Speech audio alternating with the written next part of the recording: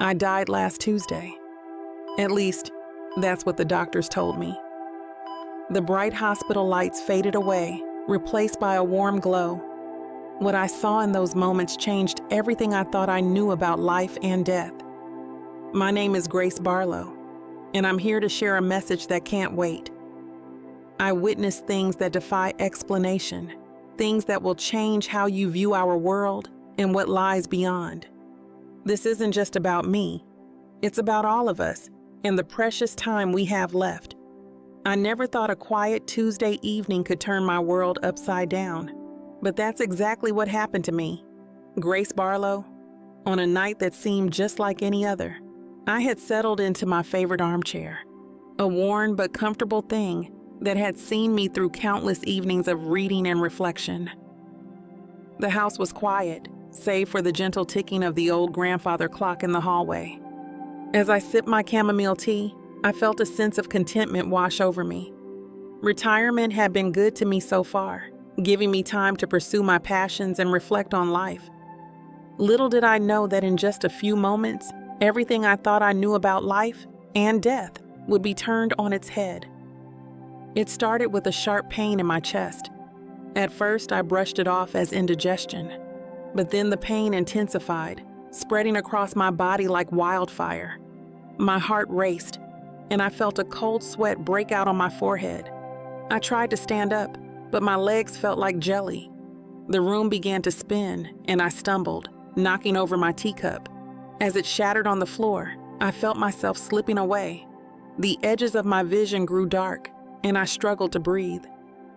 Each gasp felt like sandpaper in my lungs.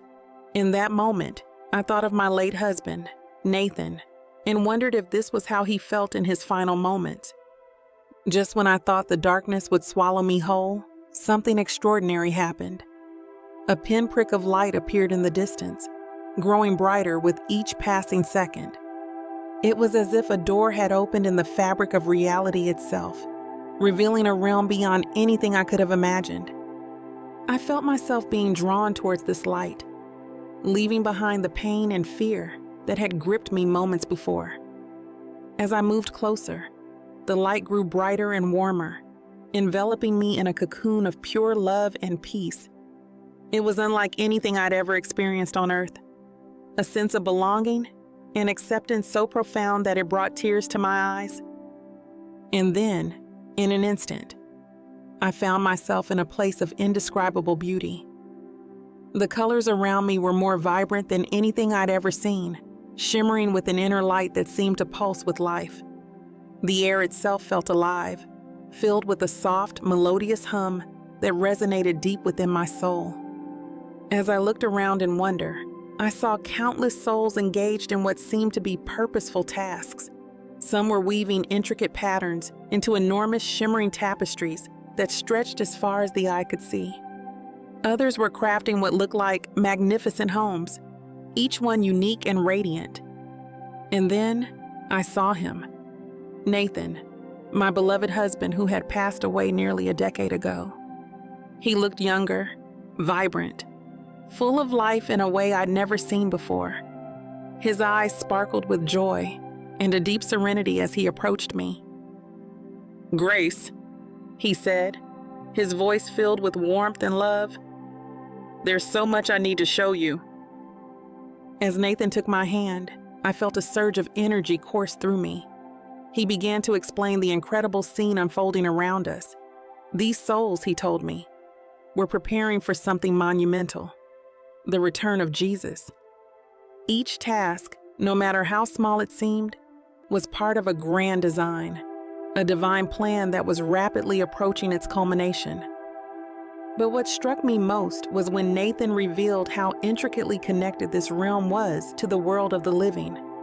He showed me how every prayer uttered on earth sent ripples through this spiritual dimension, empowering and strengthening the work being done here. As amazing as all this was, I couldn't shake the feeling that something was tugging at me, urging me to return. Nathan sensed it too, and his expression grew serious. "Grace," he said, his voice filled with urgency, "you have to go back. You have to tell them what you've seen here. Time is shorter than they think. They need to be ready. Before I could respond, I felt a powerful force pulling me away from this heavenly realm. The last thing I saw was Nathan's face, a mixture of love and urgency etched upon it. And then everything went dark. As my eyes adjusted to the brilliance around me, I caught sight of a face I'd only seen in my dreams for years. My knees went weak. How could this be possible? Nathan, my beloved husband who had left this world a decade ago, stood before me. He looked different, younger, healthier, with a glow that seemed to come from within. His salt and pepper hair was now a rich chestnut brown, and the laugh lines around his eyes were softened, but his warm, gentle smile was exactly as I remembered. "Nathan?" I whispered, my voice trembling. "Is it really you?" He nodded, his eyes shining. "It's me, Grace," he said, his voice as soothing as ever. "I've been waiting for this moment." I reached out, half expecting my hand to pass right through him. But when our fingers touched, I felt the warmth of his skin. It was real. He was real. Tears filled my eyes as Nathan pulled me into a tight embrace. "Oh, Nathan," I cried, burying my face in his chest. "I've missed you so much. Every day without you has been—" "I know, sweetheart," he murmured, stroking my hair. "I've missed you too, but I've been watching over you all this time." As we pulled apart, I took in every detail of his face. The wrinkles that had lined his forehead were gone, and his eyes sparkled with a joy I'd never seen before. He radiated a deep peace that seemed to wash over me too. "Nathan, what is this place?" I asked, gesturing to the incredible scene around us. Am I dead?" He shook his head, his expression turning serious. "No, Grace, you're not dead. But God has a reason for bringing you here. There's something you need to see and understand." Nathan took my hand and began to lead me through the heavenly realm. As we walked, he explained the purpose of this place and its inhabitants. "You see, Grace, death isn't the end. It's just the beginning of a new chapter. Here, we're all preparing for something big, the return of Jesus."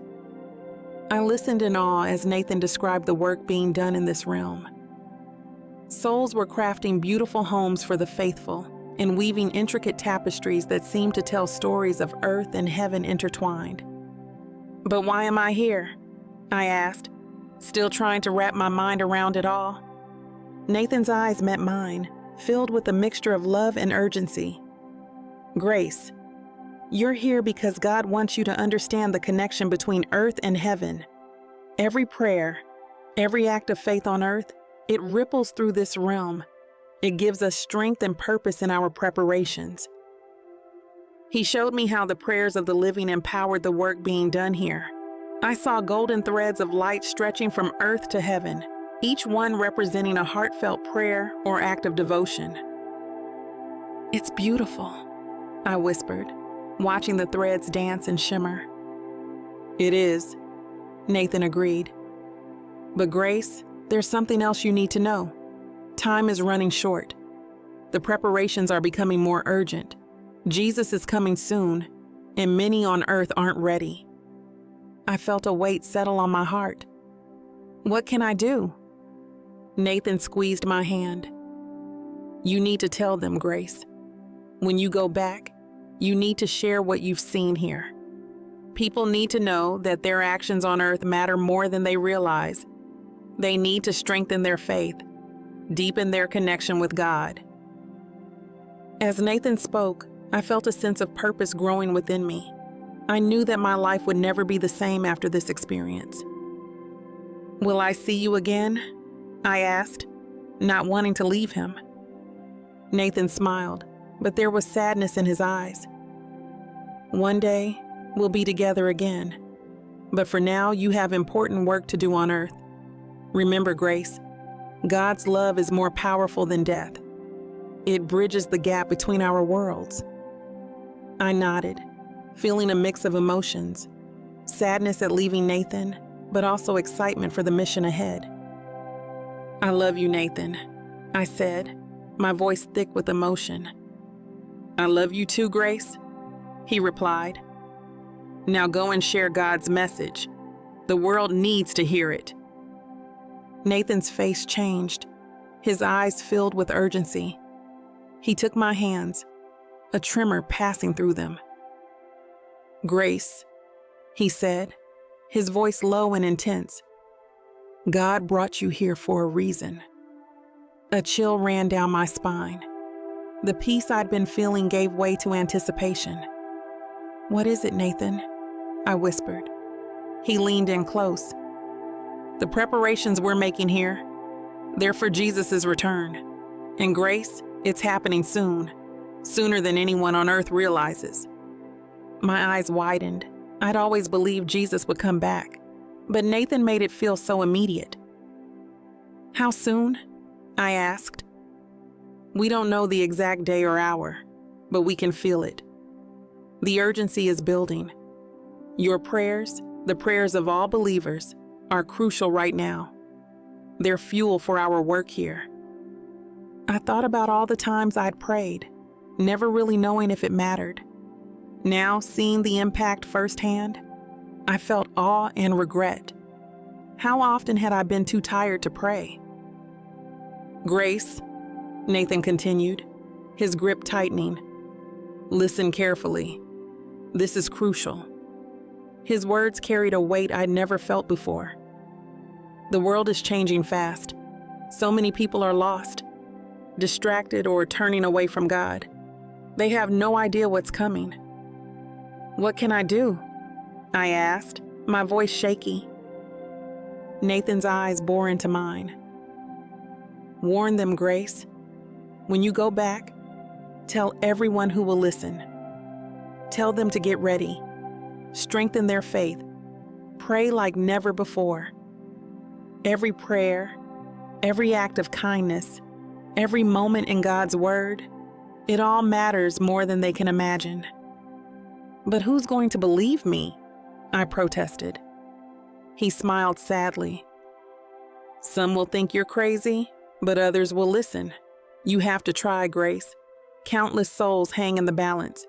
Their choices now will echo in eternity." I took a deep breath, steadying myself. What exactly should I tell them? Tell them God's love is real and more powerful than they can imagine, but warn them that time is running out. They need to get right with God now, not someday. Tell them to look for Jesus in everything they do, to live each day as if it might be their last chance to make a difference. Nathan paused, tears in his eyes. "And Grace, tell them about this place. Heaven is real, more beautiful than we dreamed. But not everyone is headed here. Their choices determine where they'll spend eternity." I nodded, feeling a mix of fear and determination. "I'll do my best, Nathan. I promise." He pulled me into a tight embrace. "I know you will. That's why God chose you. Your heart has always been open to Him." As we held each other, I felt a strange sensation, like I was being pulled away. Nathan gripped me tighter.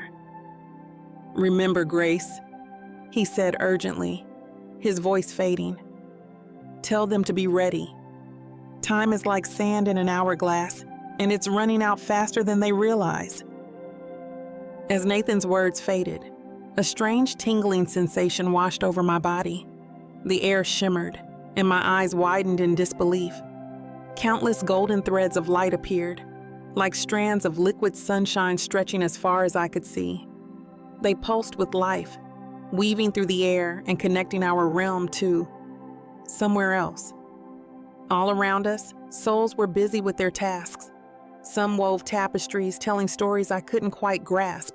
Others built homes more beautiful than any mansion on earth. The air filled with praise songs that made my heart soar. But as the golden threads appeared, everything changed. The souls looked up, their faces lighting up with joy. They reached out to touch the threads, their work becoming faster and more beautiful. I turned to Nathan, my eyes full of questions. He smiled gently. "Do you see it now, Grace? Do you see the power of prayer?" My jaw dropped. "These threads, they're prayers?" I whispered, hardly believing it. Nathan nodded. "Every single one. Each thread is a prayer from someone on earth. When people pray from their hearts, it creates these connections. They're more powerful than anyone down there realizes." I watched in amazement as new threads appeared. Some were thin and delicate, others thick and strong, some pulsed brightly, while others glowed softly. "Look there," Nathan said, pointing to a group of souls working on a large tapestry. A new golden thread touched it, and instantly the colors became more vibrant, the pattern coming alive. "That prayer just gave strength to their work," Nathan explained. "It's like fuel for what we're doing here. Every sincere prayer, every act of faith helps prepare for what's coming." I felt overwhelmed. All my life I'd prayed, hoping my words were heard, but this was beyond anything I could have imagined. "I had no idea," I whispered. Nathan squeezed my hand. "Most people don't. That's why it's important for you to share what you're seeing. People need to know their prayers matter." As I watched, I noticed something else. Some threads seemed to guide the work being done. A soul building a home touched a thread and changed their design, as if receiving new instructions.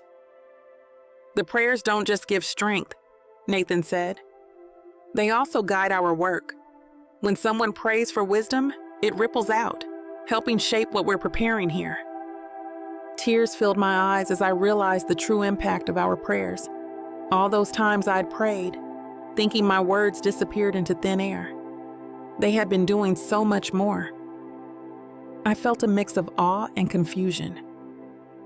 "But Nathan," I asked, "what exactly are we preparing for? What's coming?"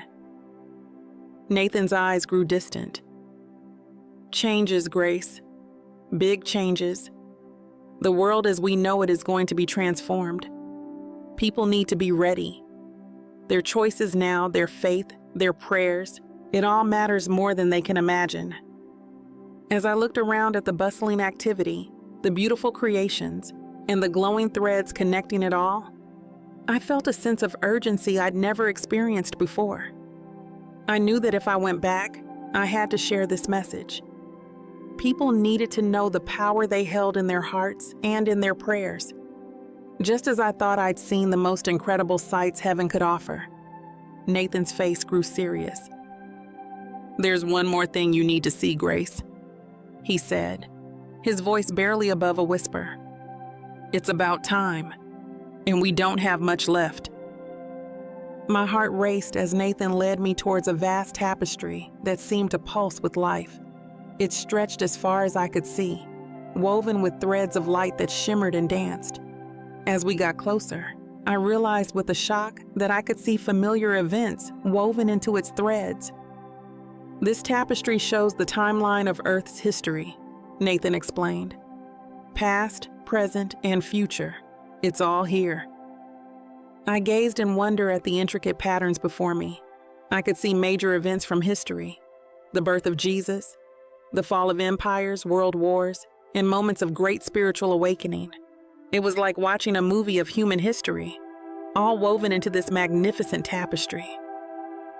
But as my eyes followed the threads to our current place in time, I felt a chill run down my spine. The threads ahead were fewer than I expected, much fewer. "Nathan," I whispered, my voice shaking. "What does this mean?" He placed a gentle hand on my shoulder. "It means we're closer to the end than anyone on Earth realizes, Grace. We're in the final pages of Earth's story, and so many are unaware." I felt a mix of awe and fear as I grasped the implications of what I was seeing. The end of the tapestry, representing the end of time as we know it, was so much closer than I ever imagined. But how can this be? I asked, my mind reeling. There's still so much left undone, so many people who haven't heard about Jesus. Nathan nodded solemnly. That's why your message is so important, Grace. Time is short, and the harvest is plentiful, but the workers are few. As I looked closer at the threads representing our current time, I noticed something else. The golden threads of prayer we had seen earlier were becoming fewer and fainter. Why are there fewer prayer threads? I asked, my heart sinking. Nathan's eyes filled with sadness. Many have grown cold in their faith, Grace. They've forgotten the power of prayer, the importance of staying connected to God. But look, he pointed to a particularly bright cluster of threads. Those who are still praying, their prayers shine even brighter in these dark times. I felt a renewed sense of urgency. If what Nathan was showing me was true, then every moment counted. Every prayer mattered more than ever before. Grace, Nathan said, his voice filled with intensity. Do you see now why it's so crucial that you share what you've seen? People need to know that their time to choose is running out. They need to understand the power they hold in their prayers and their faith. I nodded, feeling the weight of this responsibility settling on my shoulders. But Nathan, how can I make them understand? How can I convince them that this is real? He smiled gently. You don't have to convince everyone, Grace. Your job is simply to share the truth. God will do the rest. Some will listen, some won't. But for those who do, it could make all the difference. As I stood there, taking in the enormity of what I was seeing, I noticed something else. Near the end of the tapestry, there was a burst of brilliant light, brighter than anything I had seen before. What's that? I asked, pointing to the radiant section. Nathan's face lit up with joy. That, my dear, is the return of Jesus. It's what all of this is preparing for. It's the moment when all wrongs will be made right, when faith becomes sight, and when God's children will finally be home. I felt tears welling up in my eyes. The beauty and hope of that moment were overwhelming, but so was the realization of how little time was left before it arrived. Nathan, I said, my voice barely above a whisper, how long do we have? He shook his head gently. I can't give you a date or time, Grace. That's not for us to know. But I can tell you this. It's sooner than anyone thinks. The signs are all around. If people would only open their eyes to see them. As we walked through this heavenly realm, something caught my eye. I noticed that some of the souls around us seemed to glow brighter than others. It was like looking at a sea of stars, with some shining more intensely than the rest. I couldn't help but wonder what made these souls different. Nathan, I whispered, tugging on his sleeve. Why do some souls shine brighter than others? He smiled, his eyes twinkling with excitement. I'm glad you noticed, Grace. Those brighter souls represent people on earth with strong faith. I felt my heart skip a beat. You mean the strength of someone's faith affects how they appear here? Nathan nodded. Exactly. But it's more than just appearance. Watch closely. As we continued walking, I saw something that took my breath away. One of the brighter souls approached a massive mountain in our path. With a simple gesture, the mountain parted, creating a wide passage for us to walk through. Did you see that? I gasped, hardly believing my eyes. That's the power of faith, Nathan explained. The stronger someone's faith is on earth, the more they can accomplish here. It's like Jesus said about faith moving mountains. Here, we see it happen literally.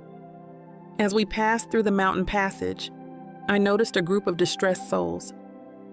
A brighter soul approached them, raised their hands, and suddenly, everything calmed. The troubled souls visibly relaxed, their forms becoming more peaceful. What just happened? I asked. That bright soul calmed a spiritual storm, Nathan said. Just like Jesus calmed the sea, those with strong faith can bring peace to turmoil here. We continued our journey, and I witnessed more incredible acts. Bright souls touched others, and healing flowed from them. Broken souls became whole. Dim souls grew brighter, and those who seemed lost found their way. Grace, Nathan said, his voice serious. I want you to understand something crucial. These acts of faith aren't just grand gestures. Even the smallest acts of faith on earth have huge impacts here. He pointed to a nearby soul, glowing steadily. See that soul? On earth, they might not think their faith is very strong. But look. The soul reached out and touched another dimmer soul. Instantly, the dimmer soul brightened. That small act of faith, Nathan explained. Maybe it was just a quick prayer for a friend, or a moment of choosing to trust God despite fear. But here, it has the power to change someone's eternal destiny. As I watched, I began to realize the true power we hold through our belief. Every choice to trust God, every prayer, every act of kindness done in faith, it all had far-reaching consequences I never could have imagined. Suddenly, the weight of it all hit me. I felt my knees go weak, and I had to sit down. Oh, Nathan, I breathed, tears filling my eyes. It's so beautiful, but it's so much responsibility. How can we possibly live up to this? He knelt beside me, his face full of compassion. That's why God's grace is so important, Grace. We don't have to be perfect. We just have to keep trying, keep believing. I nodded, feeling a new sense of purpose stirring in my heart. I'll tell them, Nathan. I'll make sure they know how powerful their faith is, no matter how small it seems. As I stood there, overwhelmed by everything I'd seen, a thought hit me like a bolt of lightning. All my life I'd been afraid of one thing more than anything else. But what if everything I thought I knew about it was wrong? Just thinking about it used to make my stomach tie up in knots. I'd lay awake at night, wondering what it would feel like. Would it hurt? Would I be alone? What would happen after? The unknown terrified me. But now, looking around at this place of joy and purpose, I realized death might not be what I always thought. It wasn't an ending at all. It was a beginning. Nathan must have sensed my thoughts. He smiled and took my hand. Come on, he said. There's something I want you to see. We walked to a part of heaven I hadn't noticed before. It was like a grand welcome center, filled with light and music. Souls were gathered there, eagerly watching and waiting. Suddenly, a new light appeared. It grew brighter and brighter until it took the shape of a person. The souls erupted in cheers and applause. They rushed forward, hugging the newcomer and patting them on the back. What's happening? I asked Nathan, my voice barely above a whisper. A new arrival, he explained. Someone just passed from Earth to here. We're welcoming them home. I watched in amazement as more souls appeared, each one greeted with the same enthusiasm. There were no tears here, no sorrow or regret, just pure joy and celebration. But what about their families? I asked. The people they left behind? Nathan's eyes grew serious. Of course, there's sadness on earth when someone passes. That's natural and right. But if they could see this, he gestured to the joyful scene before us. If they knew what was waiting, it might ease their pain. As we watched, I noticed something else. The new arrivals weren't just being welcomed. They were being given tasks, assignments. Everyone had a purpose. You see, Nathan said, death isn't the end of our story. It's the start of a new chapter. We don't stop living or working or growing. We just do it in a different way for a greater purpose. I felt a weight lifting off my shoulders. The fear that had gripped me for so long started to loosen its hold. In its place, a sense of peace washed over me. Suddenly, I felt a strange sensation. It was like a gentle tug, pulling me away from Nathan in the welcome center. I tried to resist, wanting to stay in this place of joy and purpose. "Nathan, what's happening?" I asked, my voice filled with confusion and a hint of fear. He smiled sadly. "It's time for you to go back, Grace. Your work on Earth isn't finished yet." I felt the pull grow stronger. The colors around me started to fade. The music grew distant. I reached out, trying to hold on to Nathan, but my hand passed right through him. "Remember what you've seen?" he called out, his voice growing fainter. "Tell them about the joy, the purpose, the love, but also warn them about the urgency. Time is short, and the choice is real." As heaven faded away, I felt myself rushing back towards Earth. The sensation was overwhelming, a mix of wind and light and sound. I wanted to stay in that place of perfect peace, but I knew I had a mission to fulfill. When I opened my eyes, I was back in my own world, but everything had changed. I had seen the reality of what comes after death, and now I had to share it with others. The urgency of the message burned within me. People needed to know the truth about death, about heaven, and about the choice that determines our eternal destiny. Just as I was filled with this new sense of purpose, something strange began to happen. A tingling sensation spread through my body, and the world around me started to shimmer. What was going on? Was this the moment when everything would change? I looked at Nathan, and his face grew serious. He knew what was happening before I did. "Grace," he said, his voice filled with urgency. "It's not your time yet. You have to go back." My heart sank. Go back? But I had just gotten here. I had so many questions, so much more I wanted to see and learn. I felt torn between staying in this beautiful place and returning to Earth. Nathan gripped my hands tightly, his eyes pleading with me. "Listen carefully, Grace. You have a mission now. What you've seen here, what you've learned, it's not just for you. You need to share it with others." The tugging sensation grew stronger, and I could feel myself being pulled away. The radiant colors of heaven began to fade, like a beautiful painting being washed away by rain. I clung to Nathan's hands, desperate to stay connected to him for just a moment longer. "Remember, Grace," Nathan said, his voice growing fainter as the distance between us increased. "Every prayer matters. Every act of faith has power. Tell them to keep praying, keep believing. The harvest is plentiful, but the workers are few." I tried to speak, to tell Nathan I loved him, but my voice wouldn't work. The heavenly realm was disappearing around me, replaced by a swirling darkness. Nathan's final words echoed in my mind as I was pulled further and further away. "Time is short, Grace. Warn them. Tell them to be ready. Jesus is coming soon. Sooner than anyone realizes. Don't let them be caught unprepared." And then, in an instant, everything went black. The next thing I knew, I was gasping for air, my eyes flying open to a harsh, bright light.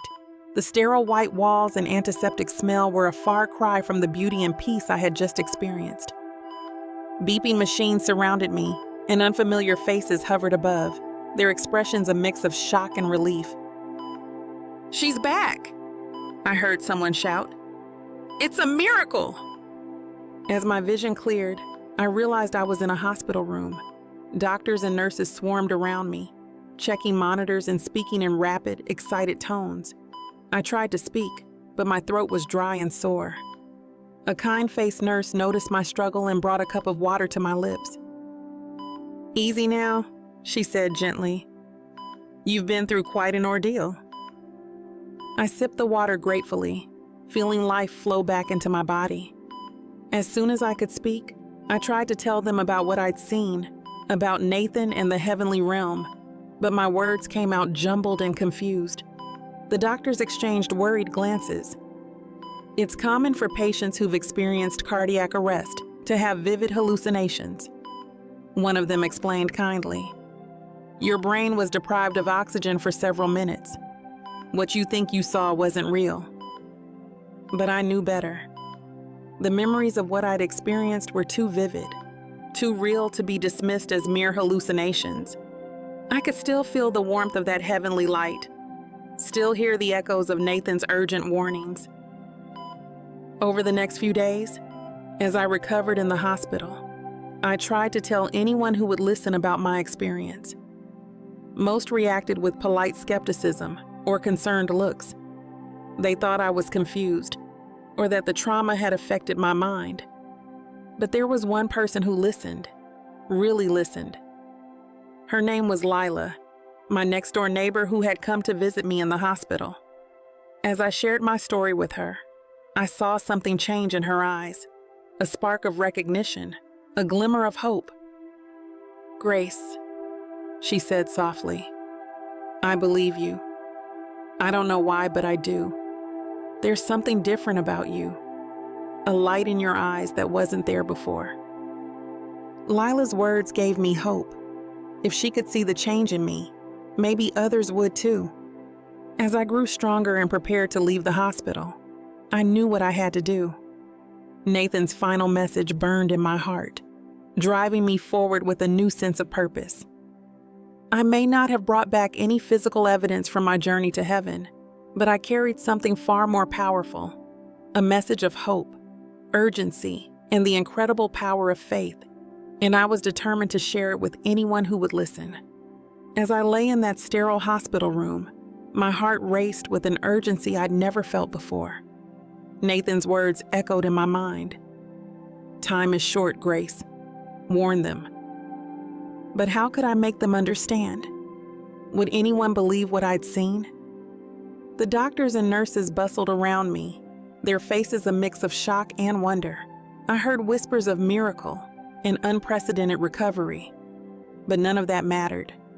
All I could think about was the heavenly realm I'd just left, the golden threads of prayer, and the souls preparing for Jesus' return. I tried to speak, to tell them about Nathan and the tapestry of Earth's timeline, but my throat was dry, and only a hoarse whisper came out. A kind nurse leaned in close. "It's okay, Mrs. Barlow. You're safe now. Just rest." But I couldn't rest, not when I knew what was coming. I gestured frantically, trying to make them understand. The doctor patted my hand, his voice soothing but patronizing. "You've been through a traumatic experience, Mrs. Barlow. It's normal to be confused." I wanted to scream. This wasn't confusion. It was real, more real than anything I'd ever experienced. The urgency burned inside me like a fire. I had to warn everyone. As soon as I could form words, I started sharing my story. The nurses looked at me with pity and concern, but I wasn't scared. I felt a deep, unshakable peace about death. What scared me was the thought of people not being ready for what was coming. I told them about the souls in heaven, working tirelessly to prepare for Jesus' return. I described the golden threads of prayer, how each one mattered more than we could ever imagine. The medical staff exchanged worried glances, but I kept talking. "Please," I begged. "You need to strengthen your faith. Pray like you've never prayed before. Every prayer matters. Every act of faith has power." The doctor tried to explain it away as hallucinations, but I knew better. Nathan's face, his words, "The harvest is plentiful, but the workers are few," were etched into my mind. My neighbor Lila was one of the first to visit me. I could see the doubt in her eyes as I recounted my journey, but there was also a glimmer of curiosity. "Lila," I said, gripping her hand, "I know this sounds crazy, but I need you to listen. We need to prepare. Jesus is coming back, and it's happening sooner than anyone realizes." I told her about the tapestry showing Earth's timeline. The end is closer than we think, I explained. We need to be ready. Lila's eyes widened. What do you mean, be ready? What should we do? I took a deep breath, remembering everything Nathan had shown me. First, we need to strengthen our faith. It's about truly trusting God in every aspect of our lives. Even the smallest act of faith can move mountains in the spiritual realm. I explained how important prayer is, how every sincere prayer creates a golden thread in heaven. We need to pray more, and with more faith than ever before. I urged Lila to look at her life and see where she could align it more closely with God's will. Are there areas where you're holding back? Where you're not fully trusting God? Now is the time to surrender those to Him. I emphasized the importance of studying the Bible. It's our guidebook for these times, I explained. We need to know it inside and out. As I spoke, I could see something changing in Lila's eyes. The doubt was fading, replaced by a sense of purpose. She squeezed my hand. I believe you, Grace, and I want to help spread this message. In the days that followed, I continued sharing my experience. Some dismissed me, but others, like Lila, felt the urgency and joined me in spreading the message. The harvest truly was plentiful, and now more workers were joining the cause. My life has transformed since that experience. The fear of death is gone, replaced by peace and purpose. But there's an urgency I've never felt before. Every morning I feel God saying, "Grace, there's work to be done." Each day is a precious gift now. I'm preparing my heart and helping others get ready. Nathan's words echo, "Tell them to be ready." So I share my message whenever I can. It's not always easy. Some people don't want to hear about eternity or their choices. But remembering those golden threads of prayer lighting up the heavens keeps me going. Time is short, friends. Are you ready? Your prayers and faith have power. Don't wait. Prepare your heart today.